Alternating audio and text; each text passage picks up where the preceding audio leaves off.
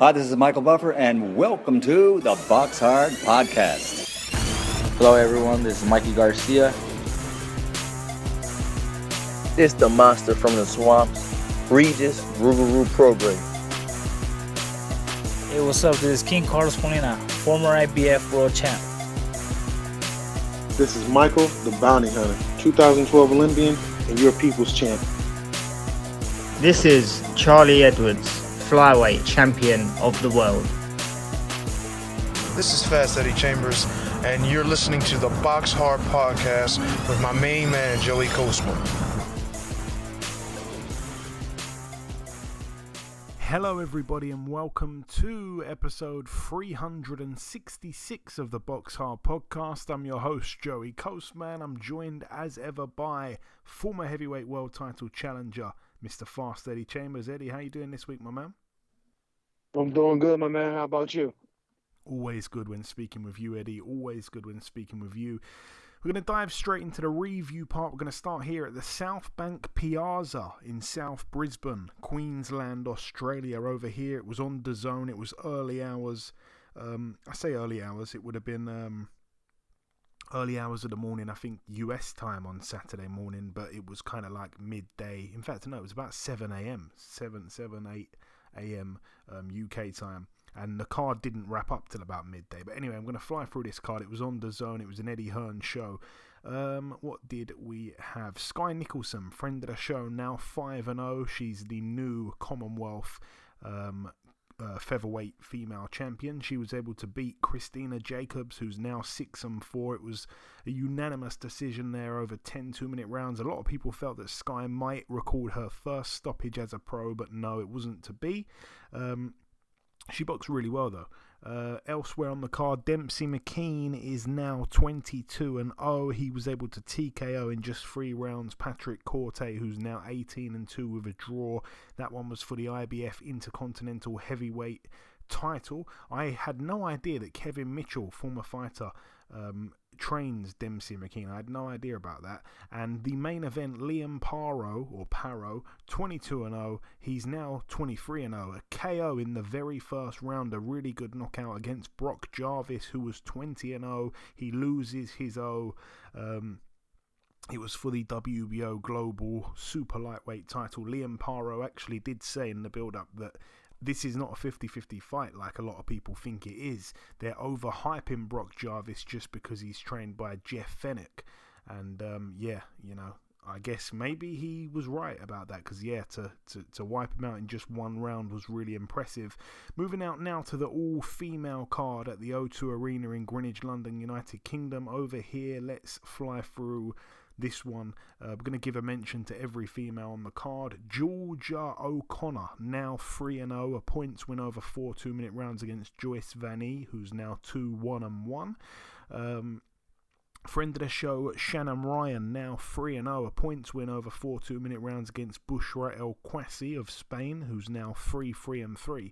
I expected Ryan to get the knockout, but they did cut the rounds down from 6 to 4, which was a bit annoying, because I thought that, she would probably stop her if it was a 6-rounder, and it did look like she was getting close to it in that 4th and final round. So yes, a bit of a shame there for Shannon Ryan. Elsewhere on the card, Sarah Liegman, now 6-0, a points win over 6 2-minute rounds against the ever-tough Beck Connolly, who's now 3-16. Lauren Price, now 2-0, a TKO in round 4 against Timia Bellic. Shout out, by the way, to Lauren Price, because she was the only... her and Caroline Dubois were the only 2 ladies on the card to score a knockout. So brilliant for Lauren Price. Like I say, Timia Bellic now 6-7, Lauren Price 2-0, and her partner Karis Artingstall went the distance once again. A points win over 6 2-minute rounds there against Marina Sakharov. I had a couple bets on this, to be honest, because it was good money that you could get on Artingstall to go the distance and win on points. And I had quite a few accumulators / parlays riding on that. And there were a couple of shaky moments in there, but, she'd only been stopped 1 time in 16 losses, Sakharov, and she wasn't stopped, so she's now 5-17, still only been stopped once. She has got 2 draws as well, but Artingstall, the perfect 2-0. What else did we have on the card? Ginny Fooch, she's now 2-0. She was able to beat unanimously. It wasn't unanimously, it was a referee who scored the contest. So on points over 6 2-minute rounds against the ever tough Gemma Roog, who's now 5-5, still hasn't ever been stopped. And also Fooch goes the distance for the first time. She's 2-0 with 1 KO. We had April Hunter move to 6-1, a points win over 6 2-minute rounds against Erica Alvarez, who's now 3-7. We had Ebony Jones, who's now 3-0 with a draw. Her fight, unfortunately, wasn't shown at all. It was completely not shown, and she was afloat, so they weren't sure where her fight was going to fit in. And in the end, she ended up fighting off TV at the very end of the night after the main event, and not many people actually saw it or even knew what the result was until, pretty much the next day. So anyway, she was able to beat Jasmina Nad, who's now 11-26 with 5 draws, 58-56 there. So it was quite a close affair. 4 rounds to 2 there for Ebony Jones. The referee Sean McAvoy's scorecard. Ebony Jones, like I say, 3-0 with a draw. It was a last-minute replacement as well, I think. I think she had someone else who was fighting her originally, and then Jasmina Nad stepped in with about 48 hours notice. Elsewhere on the card, Caroline Dubois, she is now 4-0, a TKO in round 5 of a scheduled 6-rounder against Milena Koleva, who's now 10-15 with a draw. Koleva down once in round 4 as well. And then moving to the 2 main fights, going to start here with the co-main event. Michaela Mayer now 17-1, a split decision loss over 10 2-minute rounds to Alicia Baumgardner, who's now 13-1. It was for the IBF, IBO, WBC and WBO Super Featherweight World titles. I'm going to run through this fight itself, my analysis. Round 1 I gave to Michaela Mayer. Round 2 I gave to Baumgardner. Round 3 I gave to Mayer. I felt that Baumgardner was doing a lot of talking. A lot of talking rather than putting punches together, I felt, in round 3. And yeah, she was making noises when Mayer would miss, trying to taunt her, stuff like that. Mayer wasn't verbally responding. She was just, I felt, focusing on the task at hand. But at times, I think it was working here and there, because Mayer was trying, I felt, to rush her work a little bit, and she was being caught sometimes coming in, getting a little bit too eager. But I still gave her that 3rd round. I gave her the 4th round as well. I felt that Mayer was starting to up the pace and up the pressure. Baumgardner's output dropped a little bit. Mayer was starting to measure her shots better. She was hitting Baumgardner with 1-2s, repeatedly. So I had it 3-1 for Mayer after 4 rounds. Round 5, I again gave to Mayer. I felt she was starting to take over. There was a moment early in the round where the pair were exchanging straight right hands simultaneously, like boom, boom, boom. They did it about 3 times, and Mayer's punches, with that longer reach slightly, had more oomph in them, and she got the better of every single one that they threw. So 4-1 I had it to Mayer. I gave round 6 to Mayer. Again, I felt she was getting the better of the action. I felt as the fight would wear on that Mayer would probably handle the distance better than Baumgardner, so I was excited to see how the later rounds would play out. But again, 5-1 on my card to Mayer after 6 rounds. Round 7 I gave to Baumgardner. She started to come on strong. Mayer got caught with a few hard shots early in the round, and to be fair to Mayer, she did come on to finish strong in that 7th round, but I think she lost a round in, with the early work of Baumgardner, and also that was when Mayer got caught and cut on her right eye. Round 8 I gave to Baumgardner, so 2 rounds in a row now. It was a close round, but I felt that she just about edged it. Again, she had success with some meaty hooks, and she finished strong that round there. So 5-3 I had it after 8 rounds. Round 9 was a really close round. If I had to give it to someone, I'd edge it to Mayer, but I think there's argument for a 10-10, to be honest with you. So I'm going to give it a 10-10. So I've got 5 rounds to 3 with 1 even. And then round 10 was a really close round to finish the fight, and I edged it to Mayer just, but again it was really close. So in the end I had it 6-3 for Mayer with 1 even round, but of course if you give that even round to Baumgardner, it becomes a 6-4 fight. And I felt that 2 of the 10 rounds were really close. So like I say, one of them I gave to Mayer. The other one, I felt it was a 10-10 round, but just to be fair, I'm going to give it to Baumgardner. It would still be 6-4. So either way, it was a really close fight. 6-4 is a really close fight, of course, over 10 2-minute rounds. But I felt that Mayer nicked it. I know that you saw that fight, Eddie. Probably just highlights of it, but tell me what you saw from what you did see. I like the fight a lot. I think they showed actual. I'm not saying that the women don't show skill, because we've seen great fights from the women, but they really showed like it. It was sometimes you would think like, damn, those are women and they're fighting. It was really they showed skill. There was steam on the shots. You know what I mean? It was quality shots, good punch selection for the most part.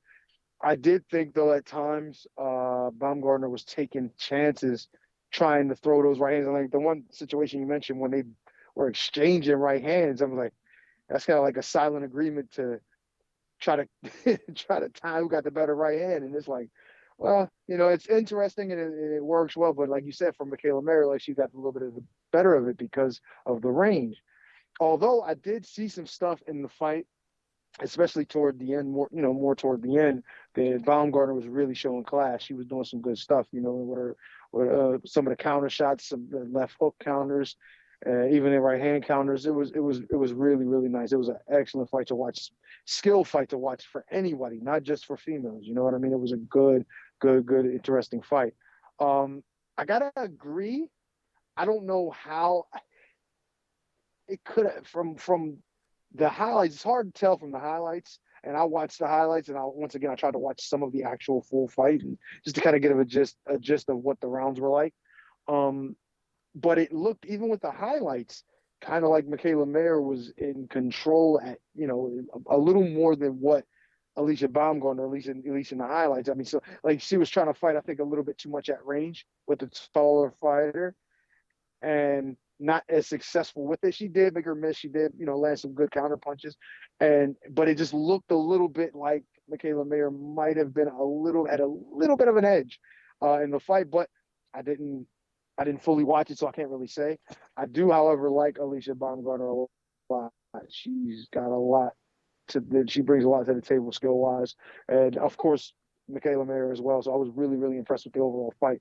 Honestly, I would love if they would do that again. You know what I mean? Obviously, to see women boxing at this level, with obviously this fight and then the main event, and even the other fights on the card, all women's card is really good for the women. It's really good to see that this is a real quality product that they're putting out, and this is going to definitely do big things for women's boxing in the future. Yeah, and again, this review part this week I think is going to be quite long-winded. There's a lot obviously to go over, so I'm going to keep it really short and sweet with the aftermath of that fight. It was a great fight. It's just a shame that Baumgardner seemingly straight away shut down any chance of a rematch.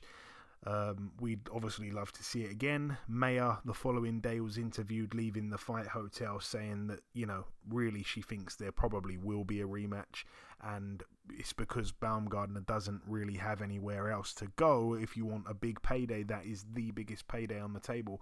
So I hope we do see it again, but there was obviously talk that Mayer was eyeing a move up in weight as well.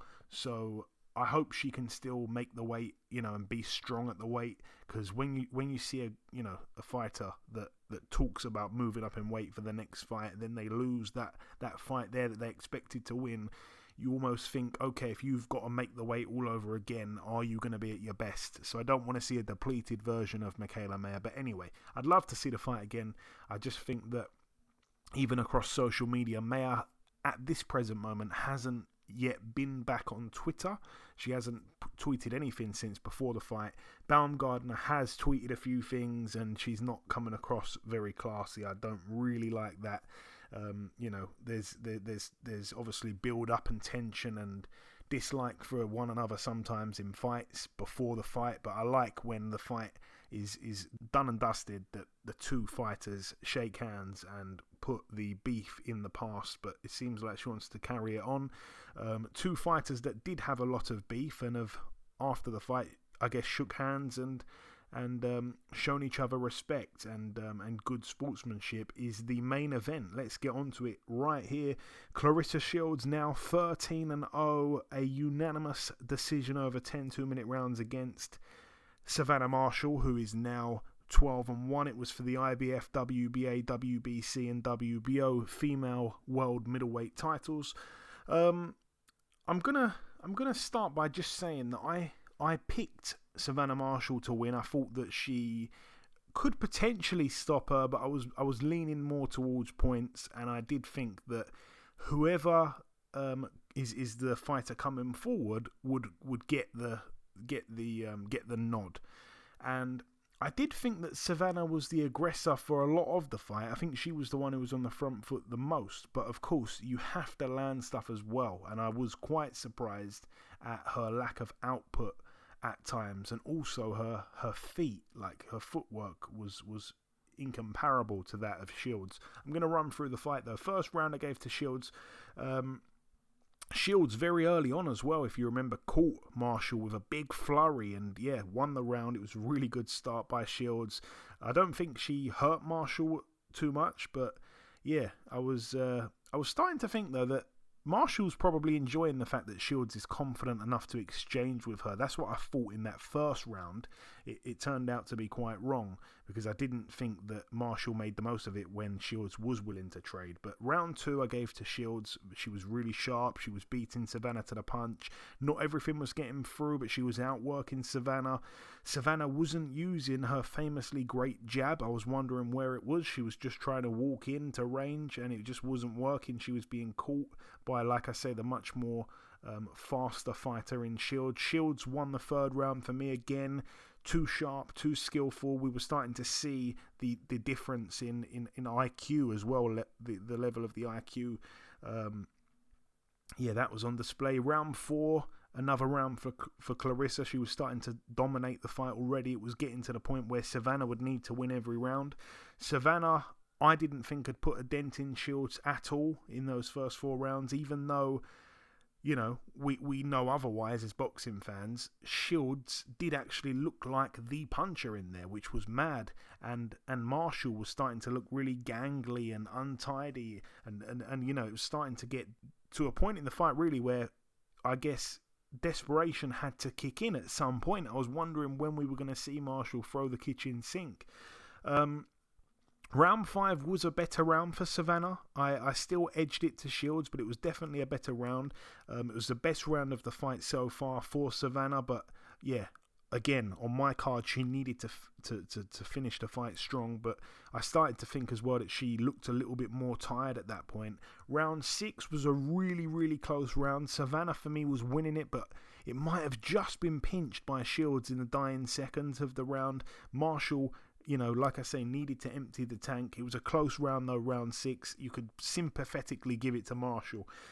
Round 7 was pretty much exactly the same as the round before, round 6. Savannah was winning it, and then Shields closed the round really strong, and it was a really hard one to score.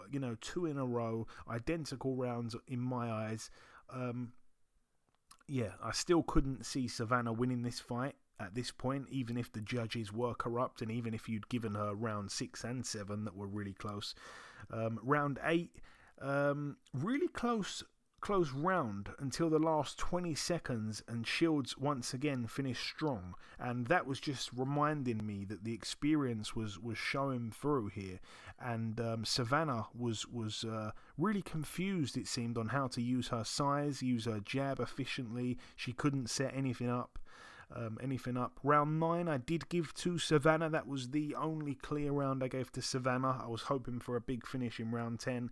Round 10, Savannah just about clinched that final round for me. She was gasping for air in the last few seconds, and I was starting to think as well, what are these scorecards going to look like? Maybe my scorecard is miles off, but I had it in the end 8-2 for Shields, but 3 of the rounds I felt were really close, those rounds being 6, 7 and 8. And like I say, I gave round 9 and 10 to Savannah.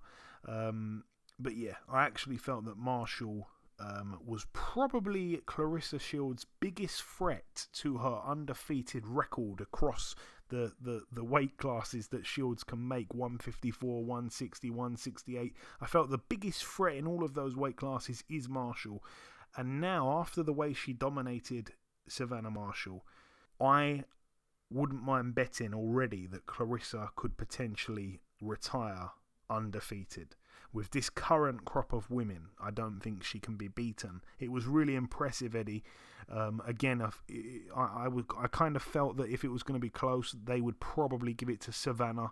You know, there'd be a massive rematch, and I couldn't see Shields really winning on points in this country, but I was wrong. She won and she dominated, and they couldn't take it away from her. Yeah, sometimes it's hard to take a fight. You know what I mean? Even if that was what the idea was in that situation, if it was close, you know what I mean? And if it's close and you can flip a coin who's the winner, then, you know, who says that she doesn't deserve it anyway? You know, she fought her way to that point. But in this case, you know, even what I seen of the fight, which I seen, you know, bits and pieces, but I also seen the entire highlights.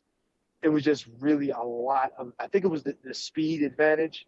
And the speed and the IQ. I gotta agree with the IQ thing too, Joe.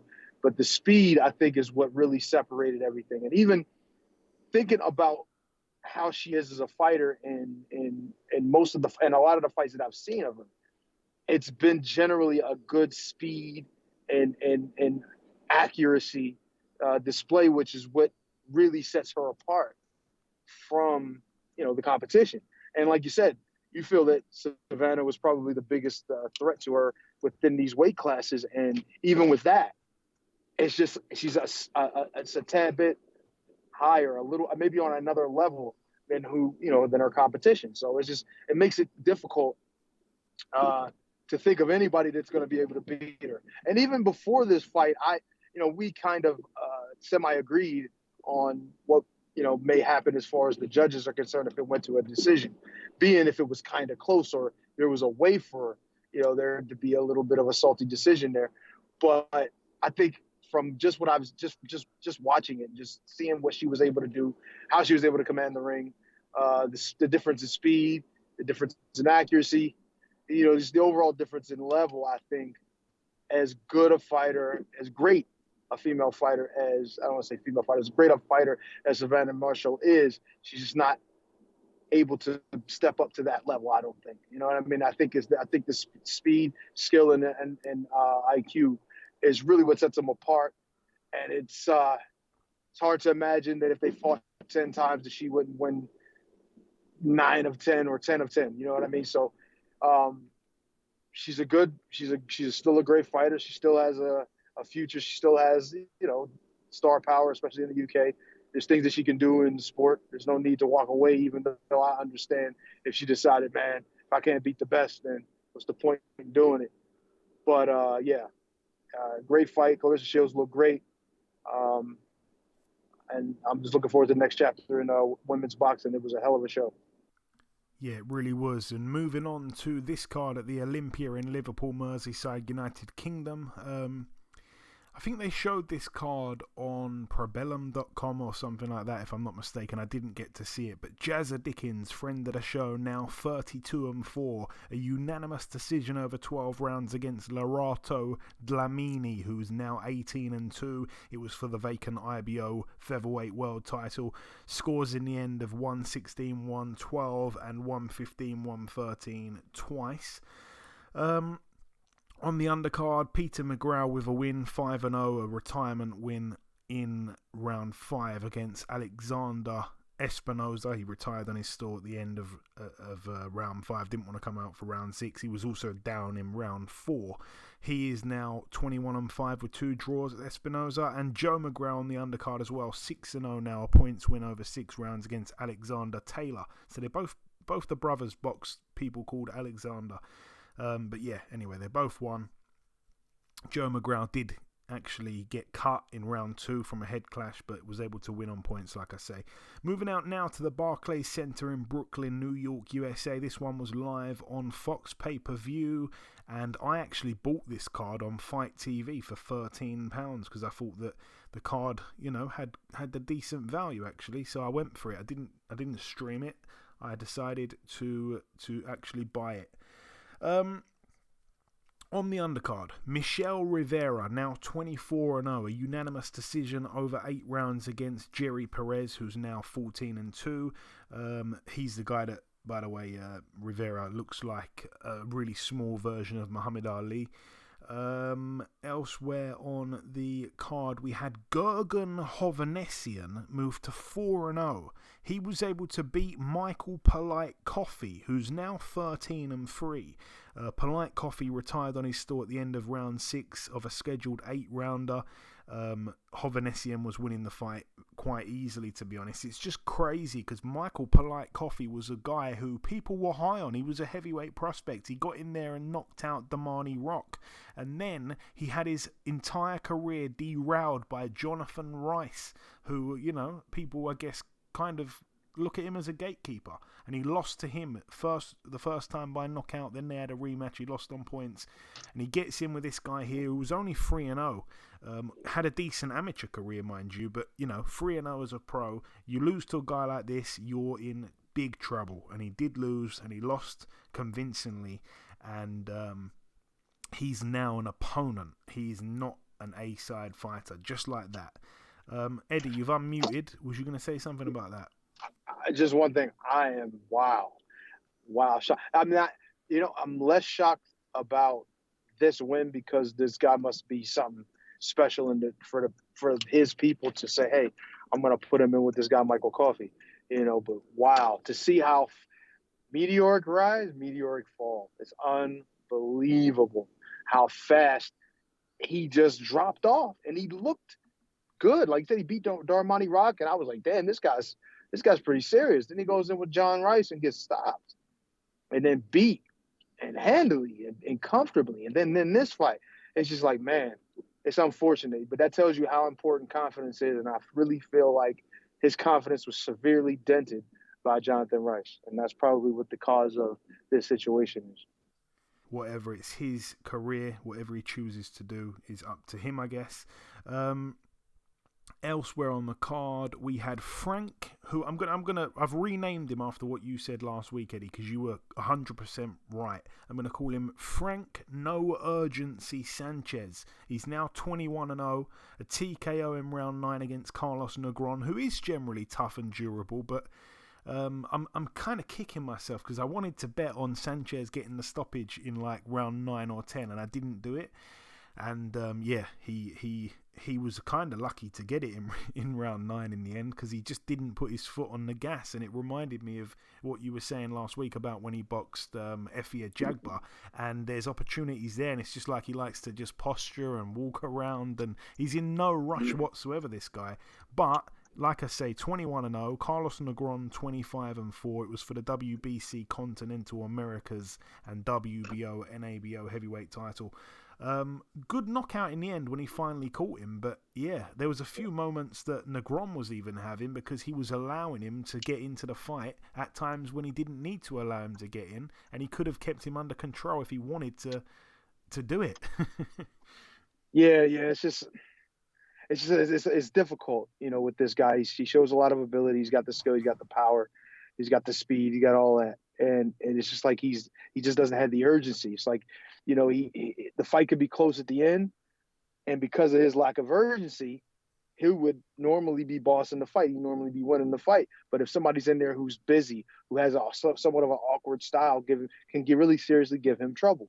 He puts himself in danger of losing fights that are close when he steps up, especially once you step up and you start fighting a real top-level competition. There's not very much to separate you all the time. So you don't want to give opportunity for people, leave things on the table. You got to go and you got to snatch it. You got to take it. Even if you're not great defensively, then you got to do it on the offensive side.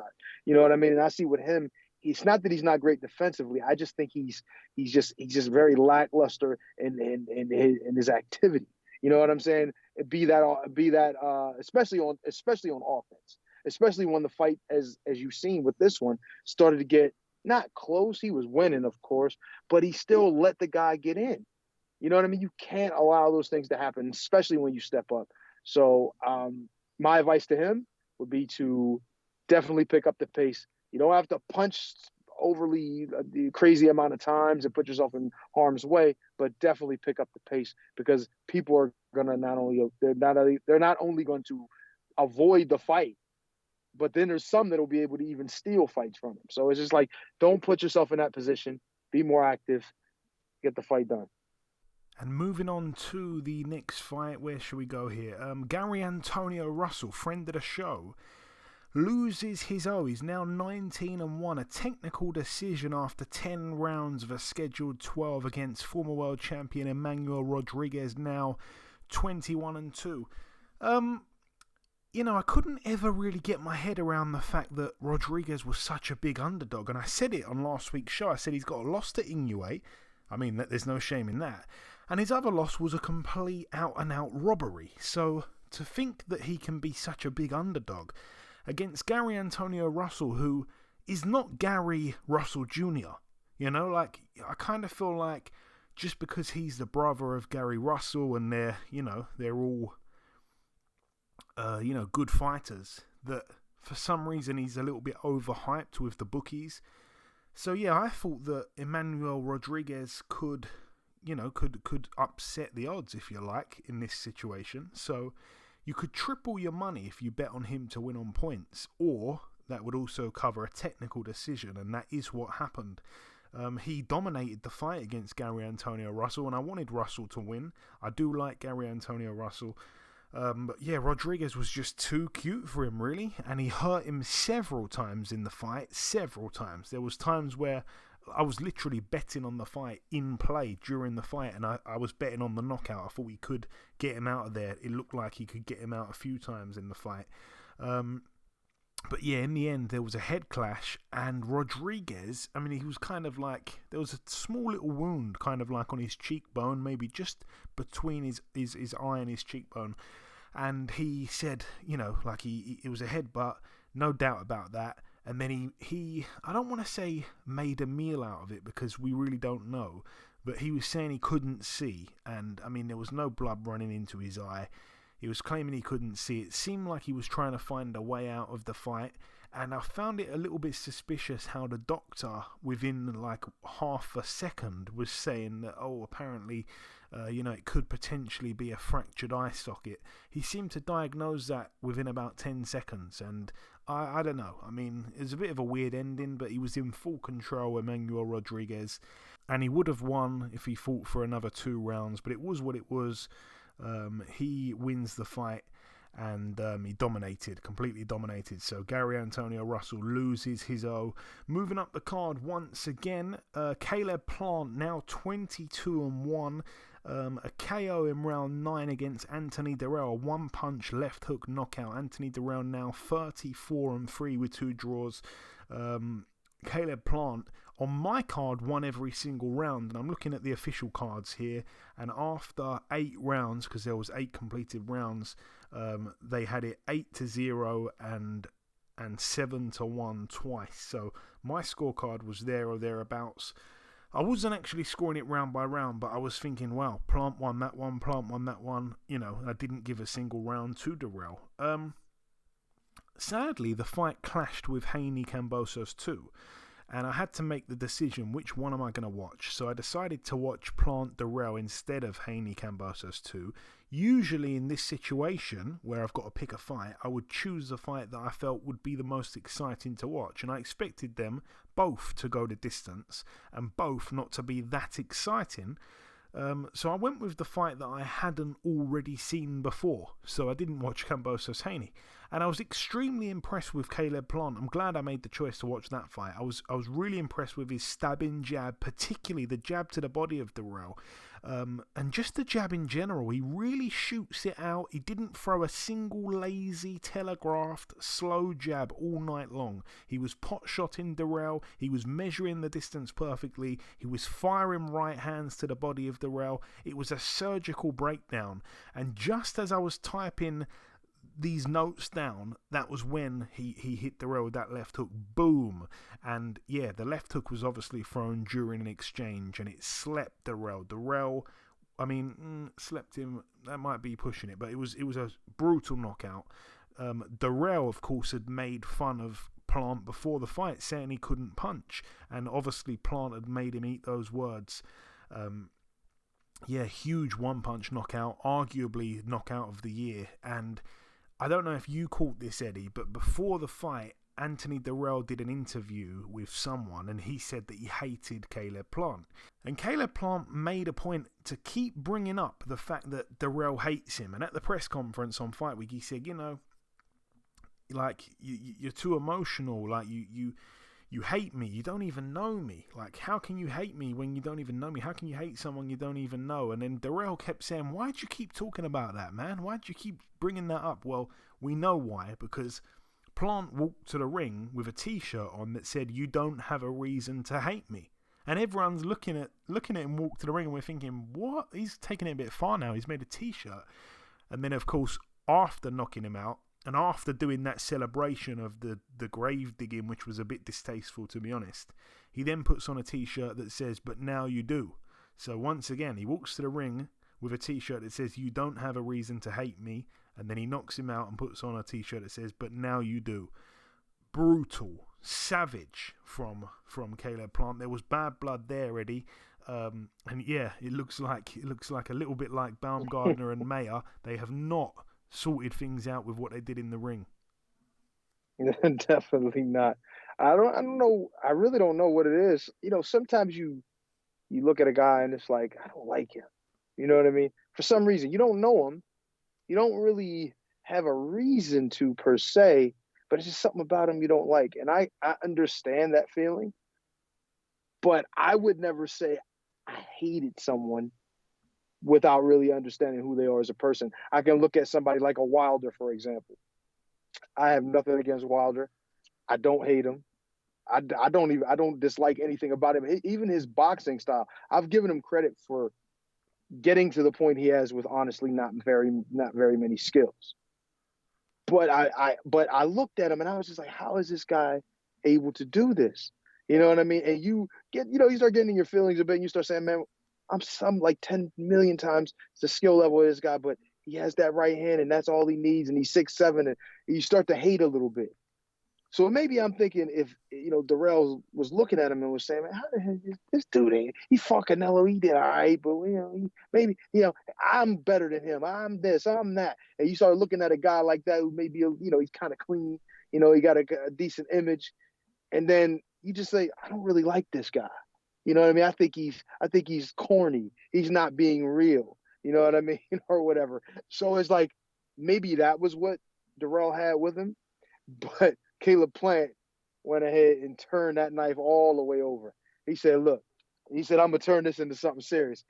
He went and got a t-shirt made. That was classic. I ain't going to lie. I don't know if it was distasteful or not. I'm not going to say that. The grave digging, maybe, you know what I mean? Because the guy's on the ground. He could have been seriously hurt. It was a hell of a knockout. But the shirt, though, I like the shirt. I kind of like the shirt. But I think now that the fight's over, I would hope, and I've seen a video that Anthony Darrell did, giving credit and saying he doesn't hate him and all of that, and saying congratulations, champ, on the one great fight. And I like that. You know what I mean? The fight's over. Bury the hatchet. We saw Caleb Plant do exactly what I mean, not necessarily the knockout. I thought he was going to win by decision, but I figured he would outbox Darrell at this point in his career. Darrell is just not what he once was either, I don't believe, even though he's done some good things recently. But just not at the caliber that Caleb Plant is right now. So it was an interesting fight. And you see a lot of the roughhouse tactics with with Anthony Durrell, early on, doing some things to kind of get in his head. But I think Caleb Plant kept a cool head. He boxed really well, and then of course put the icing on the cake with the knockout. Yeah, it was a really good performance from Plant, and I swear, man, like he performed so impressive to me that I think, aside from obviously Canelo at 168, he could be the best fighter. I really mean that. I mean, yeah, I think he could be the best fighter at 168. Oh, you've unmuted yourself quickly there. No, yeah. I was just saying possibly. Actually, him and David Benavidez might be better. Oh, than him. Right. Yeah, you gotta be careful when you say.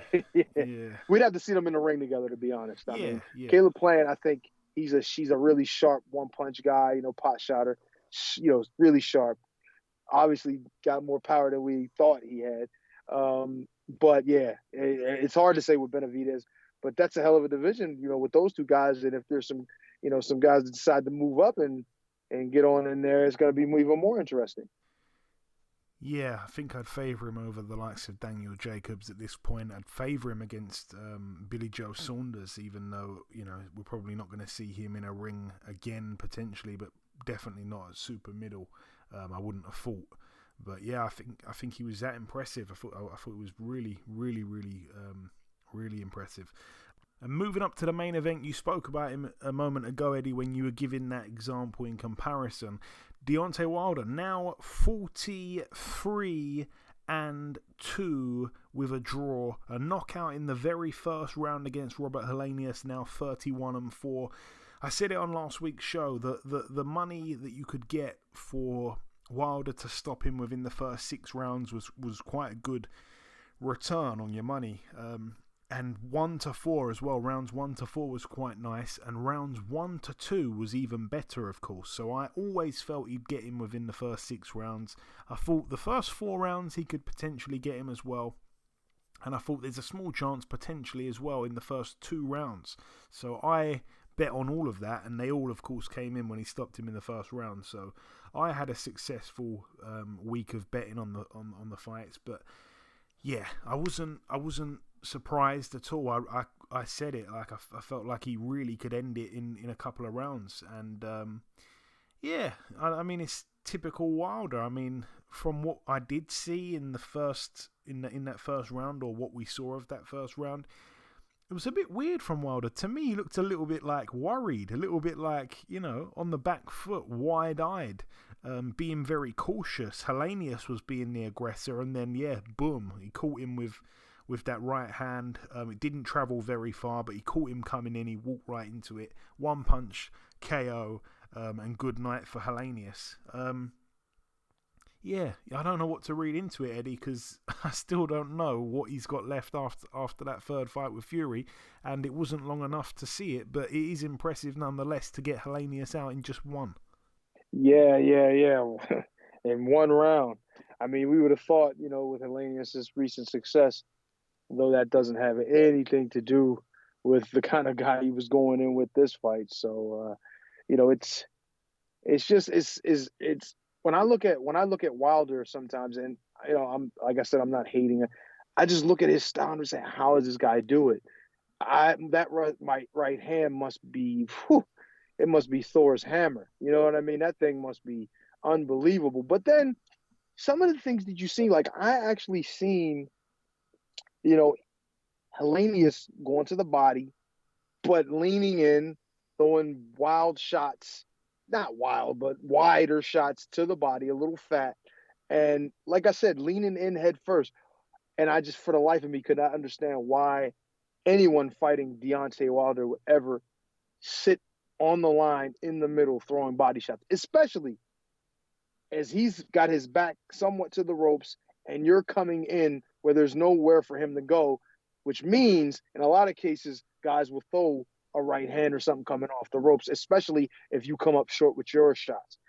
And I'm just like, certain things. I mean, I'm not gonna, accuse Helenius of being a great skill fighter or whatever, but I think I thought he had a little more IQ than what he was doing. I think the game plan was to go to the body, take some of the steam out. He's been off for a little while. It's a pretty decent layoff for him. So let's go in and and remind him of what Fury did. I get it, body punches, rough him up, be aggressive. And I like that.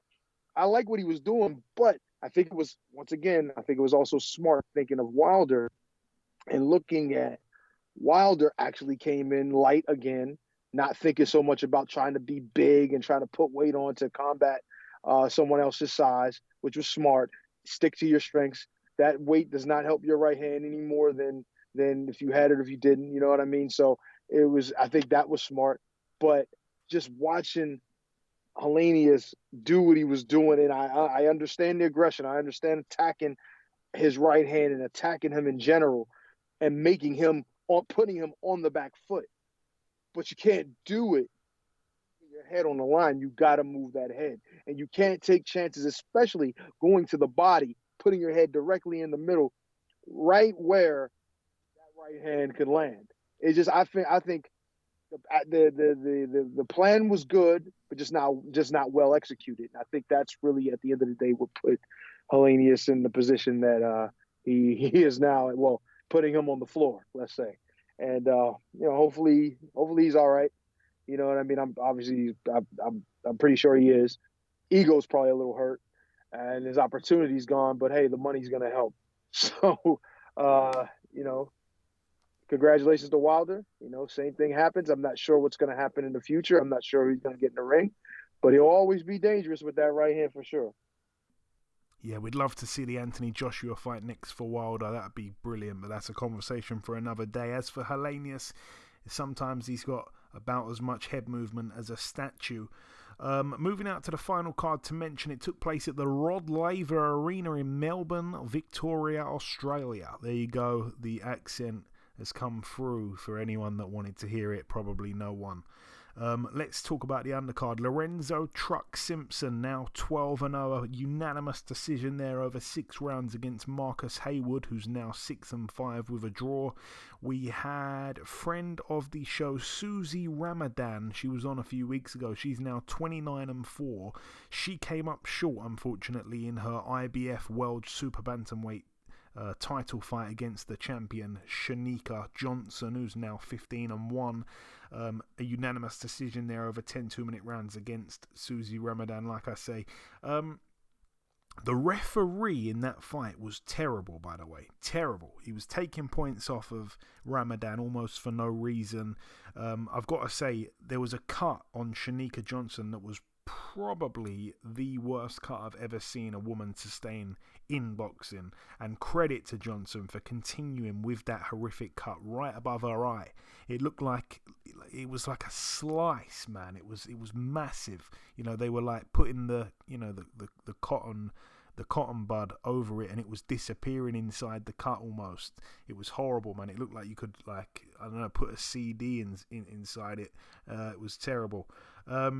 Yeah, terrible. And, she showed a lot of heart to come through and carry on fighting. And then, it took a few rounds to get it under control. By the end of it, it seemed to stop bleeding. But the doctor was having a look for a couple of rounds in a row. And I've got no idea why he even bothered to look, because it was terrible and he still allowed it to continue. But yeah, shout out to Susie Ramadan as well. She had all those points taken off, and she's only had one fight since 2020, and she's 43 years of age, and she was still, pouring it all out in rounds 9 and 10. So yeah, credit to her. What a brilliant athlete she is. And moving up the card once again, friend of the show Andrew Maloney with a win, now 25-2, a unanimous decision there over 10 rounds against Norberto Jimenez, who's now 31-10 with 6 draws. That one was for the vacant WBO International Super Flyweight title. Also on the card, the twin brother Jason Maloney also has 25 wins and 2 losses. He also won unanimously, but he went 12 rounds instead of 10 against Nawafon Kaikana, the guy with the incredibly padded record, now 56-2 with a draw. I expected Jason Maloney to get him out of there, but no, it wasn't to be. And the main event, as I said, I didn't actually watch it. I saw little bits between rounds sometimes. Devin Haney, 29-0, still the undisputed lightweight champion of the world. He went back over to Australia. Credit to him for going back over there and I guess upping his game slightly again, because he won so easily first time round. I kind of felt sorry for him. I know he's getting paid loads of money to do this, but to go back to the United States, then fly back to Australia after a long training camp again for the same guy that you've beaten. I don't think he even really needed to train to win this fight, but he is very professional, Devin Haney. That's one thing no one can knock him for. And George Kambosos Jr. now 20-2. Again, I really like George Kambosos. Said it so many times. Really cool guy. Got a lot of time for him, a lot of respect for him, but he's just not on the same level as Haney. Styles make fights, and it's just not a good style matchup for him. Haney is extremely textbook, and, he's got fantastic athleticism. He's big for the weight. There's a lot of things that work in Haney's favour. He's got a lot of tricks in the book, and he's just too textbook and too much IQ, really, for George Kambosos. Kambosos, put him in there with a big banger, I give him a chance. Put him in there with a guy who, is let's say long and tall for the weight, has a long reach, doesn't hit so hard. You could put him in there with him. But a guy that's as good as Haney is, as good as he is in terms of being technically sound, has everything down to a T, can do so many different things in the ring. It's just not a fight that he's going to look good in. It doesn't matter. He is never going to look good against Haney. And that's why I decided to not watch the fight, and I decided to watch Caleb Plant instead. And from what I did see, it was pretty much the same as the first one. No knockdowns. Yeah, Haney's given him 24 rounds of a beatdown, and I'm not sure if he lost even maybe 2 rounds over that 24-round fight, you may as well say they had. So all the best to Haney as well. Seems to be getting better and better. He looked horrendous, by the way, on the scales, it has to be said. He looked really dry and drawn as well, like his eyes sunk back in his head. So I'm not sure if we're going to see him at lightweight for too much longer. But if he moves to 140, what an exciting division. And of course, if he relinquishes all the titles at 135, then it makes it exciting for all those guys just in that contender position. So the future will be exciting, I think. But anyway, that wraps up the review part of the show. Like I said, there was loads to go over. That brings this part to a close. The final thing for me to do in this part of the show is to welcome this week's special guest. Ladies and gentlemen, please welcome the reigning and undefeated British Super-Welterweight champion. It is, of course, Mr. Troy Williamson. Troy, welcome back on the show, my man. Yeah, thank you for having me, Joey, mate. Hey, no problem. Always a pleasure, Troy. So we last spoke back in October of last year, a year ago this week, actually. At the time, you were fresh off that win over Ted Cheeseman in what was an excellent fight. Since then, you've boxed twice, the first of the two, obviously making your first offence against Mason Cartwright, which for me was a tougher fight than I expected it to be. Obviously, you were down in round 2. Tell me about that fight briefly. Another really good fight, though, Troy. Yeah, it was a good fight for everybody watching and for everybody who paid had to come and support. I knew obviously what Mason was all about. A lot of people didn't, because in my opinion, he just obviously hasn't had the opportunity to showcase what he's all about. Like myself, before the Ted Cheeseman fight, nobody knew what I was all about, so everybody was writing me off and thought Cheeseman was just going to walk through me. And that's exactly what people thought about Mason Cartwright, because nobody's heard of him. People just thought I was going to go in there and walk through him. But obviously, as you've seen, I got put down in the second round. It didn't go that way. It was a tough fight. But like you said, I got the job done. It was a close fight, but I won unanimous, and I think I was the well-deserved winner. Yeah, for sure. And obviously you boxed back in September as well, just a tick-over fight really against David Benitez. You became the quickest man to stop him when you did so in round 6. Just a keep busy fight, Troy, there. Yeah, that's exactly what it was. Obviously the deal was, if Josh accepted the fight against myself, then obviously I'd be boxing beforehand, and they give us 2 dates.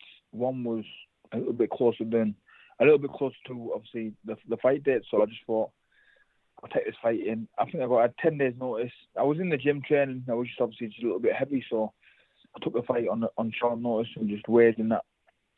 A weight that obviously I'd never boxed at before, which was 12 stone. I think I was 12 stone something. So, but yeah, I'm a true professional. I'm always in the gym So when the call came, I could obviously take that fight.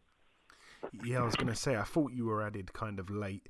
Your next fight obviously has been announced. It's a really, really good fight. Obviously, I'm from London. I'm excited about it. Fans all over Britain are buzzing about it, but particularly in the Northeast. I mean, this is huge over there. You'll be boxing Josh Kelly December 2nd at the Newcastle Arena. How happy are you to have gotten it over the line finally? Because I know it's a fight that you've wanted for quite a while now, Troy. Yeah, I'm over the moon. This fight is massive for British boxing alone, but with us both obviously being from up north, it's huge. I'm really happy to get it over the line. We've had previous opponents that obviously we had JJ Metcalf. He withdrew from the first bid, so I think somebody else withdrew. I never thought obviously I'd get to defend it again. I thought everyone was going to keep running, but obviously Josh stepped to the plate, and we're here now. It's all finalised, and we're going to have a great fight. And there was talk about the fight for quite a while before we saw it signed. Was there a delay with getting the fight signed? And if so, do you know or can you state the cause of the delay? I heard that the first bid's got postponed because apparently he got a nick in his last fight. And I think that's the reason why it had to be postponed, because he had a cut in his last fight, from what I believe. Okay. And how do you actually see the fight playing out? Because again, the style clash is very intriguing. Yeah, it's obviously, as people might call it, it's boxer versus puncher. I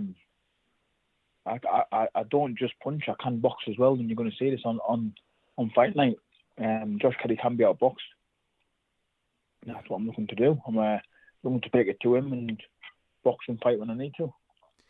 And just from your perspective, Troy, not the perspective of the fans, do you see this as a bigger fight than the Ted Cheeseman fight? Is it a tougher fight? I think it's definitely bigger because, like you say, obviously it's a huge Northeast derby. Tougher, would I say tougher? Obviously, I'm prepared for the best Josh Kelly, and I'm prepared for 12 grueling rounds, which I always do. Do I think Josh Kelly will be in the 10th, 11th, 12th round? No, I don't. But who knows? We've got to wait and see. And Josh Kelly, we saw him lose his O to David Avanesian. He had a couple of good rounds in that fight, but when the tables turned on him, I felt, at least, that Adam Booth was very quick to throw the towel in. Can you take anything away from that fight, which I'm sure that you watched? Yeah, I watched the fight. Wouldn't take nothing away from it, because whether Kelly was struggling to the weight or what, I'm not sure. And obviously, me and Avanesian are completely different fighters. But if Avanesian can pull him around the ring and walk him down like how he did, then obviously, what am I going to do to him? Because Avanesian's tiny. I'd stand Avanesian on his head. So obviously, what would I do to Josh Kelly if he turns up against me how he did against Avanesian? And obviously this will be your second defence of the British title. A win here would mean you're only one defence away from winning it outright. Would that be your ideal next move? Yeah, obviously I'd love to win the British title outright. That's always been one of my goals. I'm 31 now. I can't hold the weight forever, so it'd be nice to get me out quickly in the new year. And yeah, I'd love to win that British title outright, which I'm very confident I will do. Yeah, it's a brilliant belt, of course. And yeah, you mentioned just there 2 questions ago or so. You said you don't think Josh Kelly will be there in rounds 9 and 10. Does that indicate you're predicting a stoppage win? If the stoppage win comes, it comes. But like that's obviously it's shown in the past. I can do 12 rounds. I've done a few 10s and I've done a couple of 12s now. So I'm a 12-round fighter. I'm there for the long one. So if it goes to 12, then I'll be there with him. But if it goes early, then yeah, I'll get him out early. And I want to ask as well. Go on, Troy. I won't go in there looking for the stoppage. Yeah, I never do. For sure. And I want to ask you as well, Troy, did you catch any of the boxing at the weekend? Maybe Savannah Marshall being from your neck of the woods, and if so, what did you make of it? Great fights. Yeah, I watched it. It was a great fight. I predicted the Savannah Marshall win, if I'm honest, before the fight.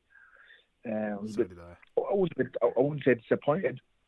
I was disappointed that she didn't win, but I wasn't disappointed in her performance or anything. She showed great heart and she showed that she's a true champion. I think just Clarissa Shields was a better fight on the line. Yeah, I have to agree.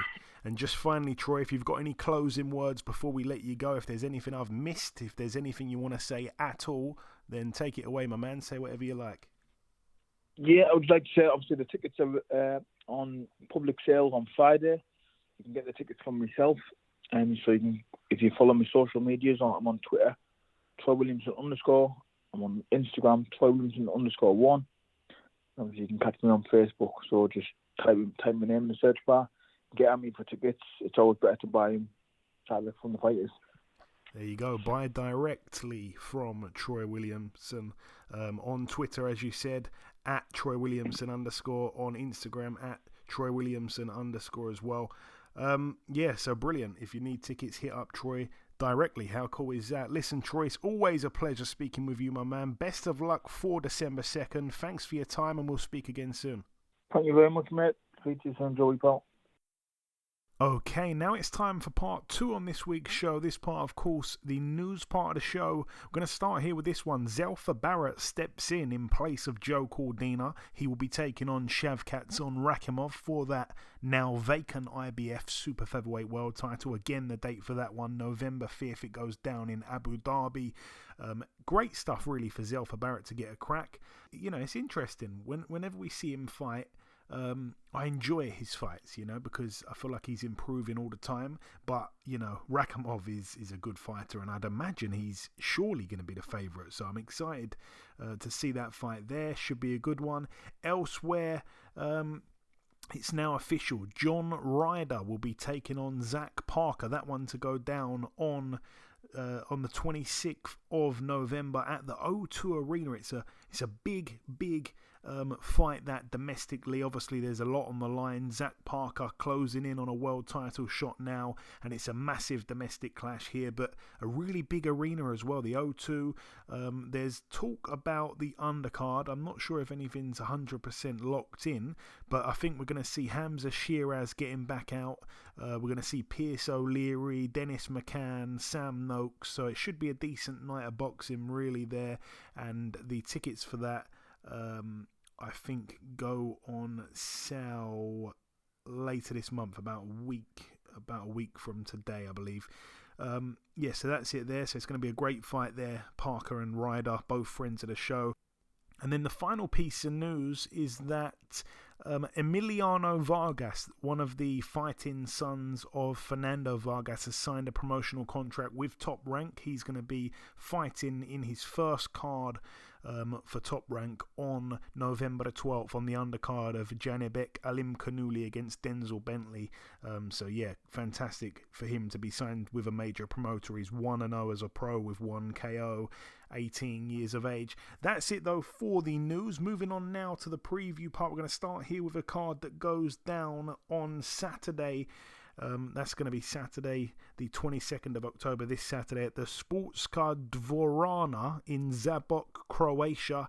Over here, friend of the show, Ivana Habazin, currently 20-4. She fights here for the vacant WBC silver welterweight title against Diana Prazak, who's 14-4 over 10 2-minute rounds. All the best there to Ivana. Moving out now to the Fabric Sports Hall in Frankfurt, Hessen, Germany. Over here, one fight to mention, just the main event. Leon Bun, who is 18-0, fights for the vacant IBO World Light Heavyweight title against Padraig McCrory, who's 14-0. Should be decent there. That's gone under the radar.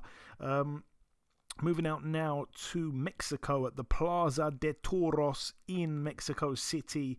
It's going to be live on DAZN. We've got Mauricio Lara, 24-2 with a draw, getting in with Jose San Martin, who's 33-5 with a draw. We've also got on the undercard for the WBO, NABO lightweight title, Angel Fierro, 19-1 with 2 draws, getting in with Jeremy Cuevas, who's 14-1. Elsewhere on the undercard, we also have Reshat Mati, 12-0, supposed to be fighting for the vacant WBC Youth Silver Super Lightweight title. No opponent for him just yet. That's about it, really. And moving now to the York Hall, Bethnal Green, London. Over here, Mark Chamberlain, 11-0, I believe, tops the bill. He gets in with Merrill Vegas, who's 22-6 with a draw. That one for the IBF European Lightweight title. It's going to be live on BT Sport, by the way. We also have David David Adelaide, the heavyweight prospect. 9-0, getting in with Michael Wallish. That could be a little bit spicy, may I say. And it could also equally be not spicy at all, because Michael Wallish, as we know, I've said it so many times on the show, I think he got to about 20-0, banging out all these, all these kind of subpar opponents, and then he lost by knockout to Christian Hammer, then lost by knockout to Efia Jagbar, then lost by knockout to Tony Yoka, then lost by knockout to Joe Joyce, then lost by knockout to Murat Gasayev. So like I say, 23-5, but all of those guys that he's lost to, Joyce, Yoka, Hammer, Jagbar, Gassiev, they're all quite good fighters, really. I mean, let's be honest, they're all good fighters, and they're all much more experienced than David Adelaide, who officially is 9-0, but some people would say he should be 8-1, because a lot of people felt he didn't deserve the decision against Kamil Sokolowski, but that's another story for another day. Should be good, though.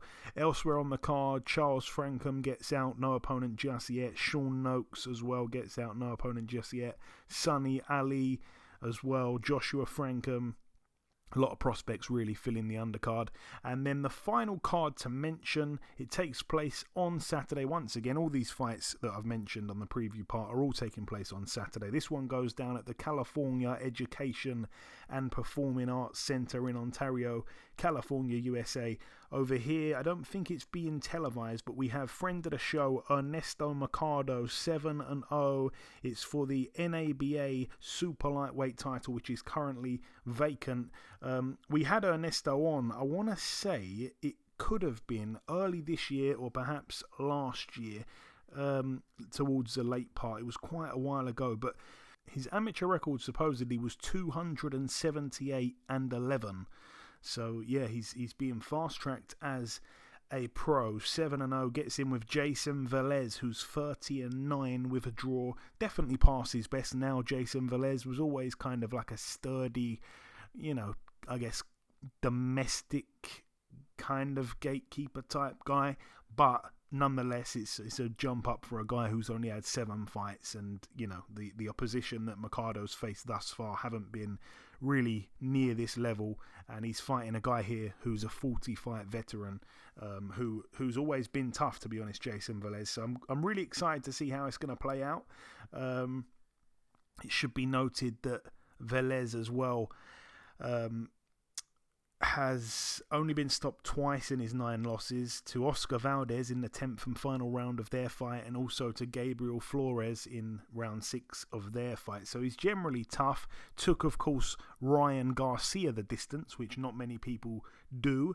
Took Jojo Diaz the distance as well. Took Ronnie Rios the distance as well. So always quite a sturdy character. And Ernesto Mercado, 7-0 with 7 KOs. So we're going to see what happens here. It's going to be entertaining, I think. But anyway, that wraps up the preview part of the show. In part 1 we did the review part. There was loads to go over. I'm sorry if you felt it dragged. Then we welcomed our special guest, Troy Williamson, and in part 2 we did the news part and the preview part. Eddie didn't even have to say anything in part 2, but the final thing for me to do is to come in with the outro, which I'll do in just a few seconds. Okay, and this wraps up episode 366 of the BoxHard Podcast. I've been your host, Joey Coastman. Eddie Chambers has been with me for the duration of the show. A special thank you to our special guest, the undefeated British Super-Welterweight champion, Troy Williamson. The biggest thanks of all, though, goes out to you, the listeners. There has been one piece of news break whilst we've been recording the show, and that's that Tyson Fury's next fight has been announced December 3rd at the Tottenham Hotspur Stadium in London against Derek Chisora, the trilogy fight. On the undercard, we'll also see Daniel Dubois making his first defence of his WBA title against Kevin Lerena, and more fights will be added to the undercard in the coming weeks. But that's about everything from myself. Enjoy your weekends, people. Stay safe, and we shall see you all again next week.